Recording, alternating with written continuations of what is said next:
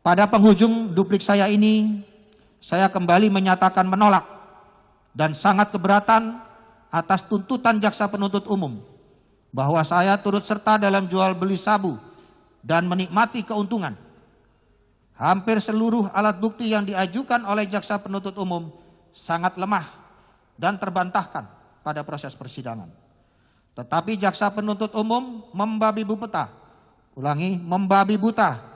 merekayasa dan memanipulasi kesaksian dan barang bukti agar surat tuntutannya menjadi gol. Jaksa penuntut umum hanya mengandalkan kesaksian Dodi Prawiranegara dan Linda Pujiastuti, di mana keduanya juga sebagai terdakwa dalam sirkel kasus yang sama, serta keterangan ahli digital forensik Polda Metro Jaya yang ternyata tidak berintegritas, serta ternyata tidak memiliki keahlian. Dia hanya seorang operator di sebuah laboratorium forensik, yang mulia. Mohon izin yang mulia. Rujit Kuswinoto hanya seorang operator pada laboratorium digital forensik di Polda Metro Jaya, bukan seorang ahli.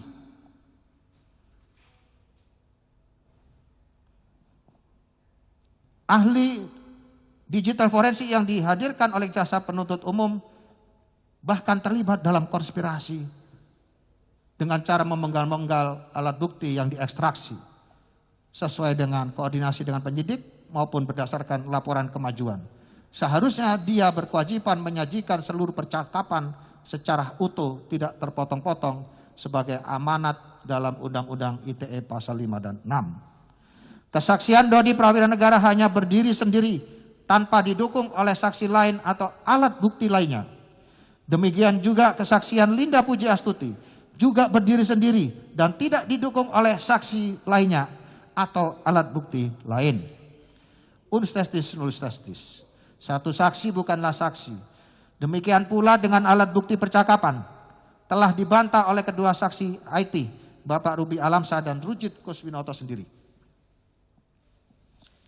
Bahkan untuk melengkapi dan menutupi kelemahan dalam tuntutannya tersebut, jaksa penuntut umum tidak segan-segan melakukan rekayasa dan manipulasi keterangan saksi dan barang bukti. Terbukti dengan diputar balikannya keterangan saksi Arif Hadi Prabowo, Fatullah Adiputra, Maulana, Yanto Parluhutan Situmorang, dan Muhammad Nasir, serta memasukkan barang bukti sabu milik orang lain ke dalam surat tuntutan saya, menjadi seolah-olah sabu tersebut disita dari saya. Seluruh keterangan yang saya sampaikan selama proses persidangan ini sudah pasti berbeda dengan keterangan para terdakwa lainnya. Pasti berbeda.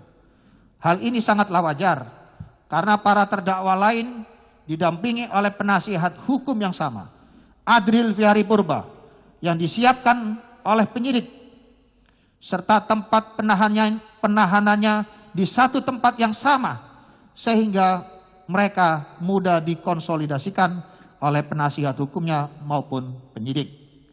Terbukti setelah dua orang terdakwa lainnya memisahkan diri dengan Adril Fiari Purba, yaitu Janto Parluhutan Situmorang dan Muhammad Nasir, mereka membuka semua rekayasa dan skenario yang telah disusun oleh Adril Fiari Purba, Dodi Prawiranegara, dan penyidik, bahwa mereka memang dipaksa-paksa untuk mengaitkan nama saya dalam perkara ini.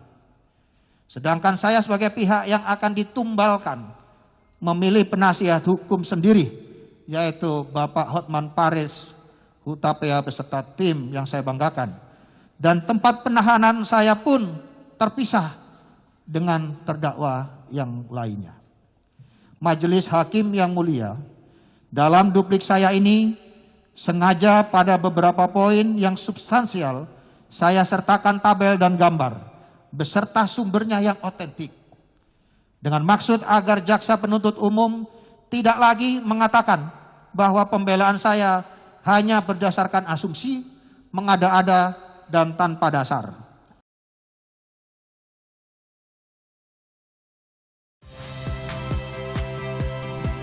Saya Yasir Neneama. Saksikan program-program Kompas TV melalui siaran digital, pay TV, dan media streaming lainnya. Kompas TV, independen, terpercaya.